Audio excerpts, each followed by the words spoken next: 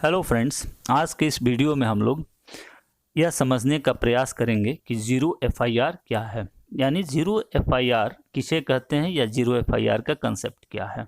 तो इसको हम लोग एक उदाहरण से समझने का प्रयास करते हैं। मान लीजिए कोई घटना, जैसे बलात्कार की कोई घटना जोधपुर में होती है और उस घटना की सूचना जोधपुर में न देकर पीड़िता दिल्ली में देती है। तो दिल्ली के थाने में जो एफआईआर दर्ज की जाएगी, उस एफआईआर का रेगुलर सीरियल नंबर न देकर 00 दिया जाता है। तो यह जो 00 देकर जो एफआईआर लॉन्च करेगी दिल्ली पुलिस, इसे जो है जीरो एफआईआर कहते हैं। अब आइए समझते हैं कि जीरो एफआईआर को परिभाषित कैसे करते हैं। तो जीरो एफआईआर होने के लिए पहली जो आवश्यक शर्त है कि वह किसी भी संज्ञेय अपराध के कारित होने की प्रथम सूचना हो, और यह जीरो एफआईआर होने के लिए यह कोई ज़रूरी नहीं है कि आप किस थाने में इसकी सूचना दे रहे हैं। यानी जीरो एफआईआर दर्ज करने के लिए आप किसी भी थाने में सूचना दे सकते हैं। अब यानी इसका परिभाषा यह हो गया कि घटना स्थल को बिना ध्यान में रखे हुए तथा पीड़ित व्यक्ति कहाँ का है इसका भी बिना कोई ध्यान रखते हुए यदि एफआईआर दूसरे किसी भी थाने में दर्ज कराया जा सकता है और वह एफआईआर 00 सीरियल नंबर मिलता है, तो उसे जीरो एफआईआर कहा जाता है।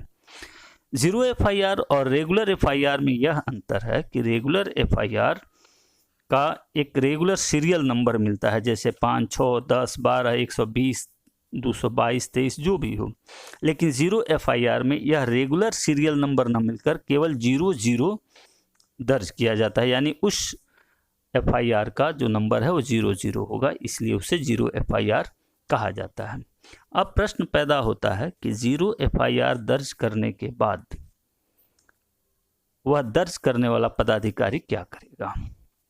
तो जीरो एफआईआर दर्ज करने के बाद दर्ज करने वाला पुलिस पदाधिकारी संबंधित थाना प्रभारी को अनुसंधान हेतु भेज देगा तथा उस पर अनुसंधान उसका जो स्थानीय संबंधित पुलिस पदाधिकारी है वह अनुसंधान करेगा। अब इसके लाभ को हम लोग समझते हैं।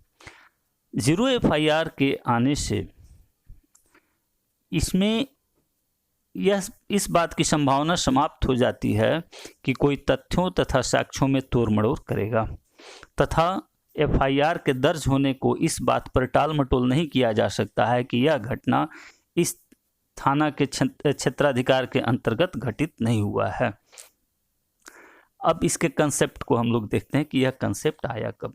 यह कंसेप्ट निर्भया रेप केस के बाद जस्टिस वर्मा आयोग की गठन की गई थी और उस आयोग के रिपोर्ट में जीरो एफआईआर का कंसेप्ट इंट्रोड्यूस किया गया था तथा इस पर गृह मंत्रालय का भी एडवाइजरी जारी है।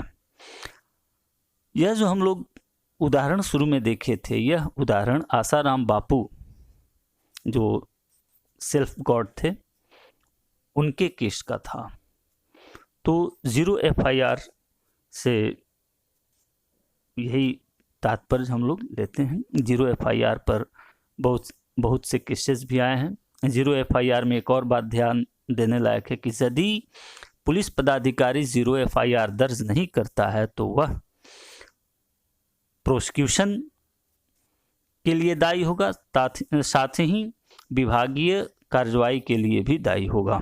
यानी उसके विरुद्ध प्रोसिक्यूशन भी शुरू किया जा सकता है तथा डिपार्टमेंटल एक्शन भी लिया जा सकता है।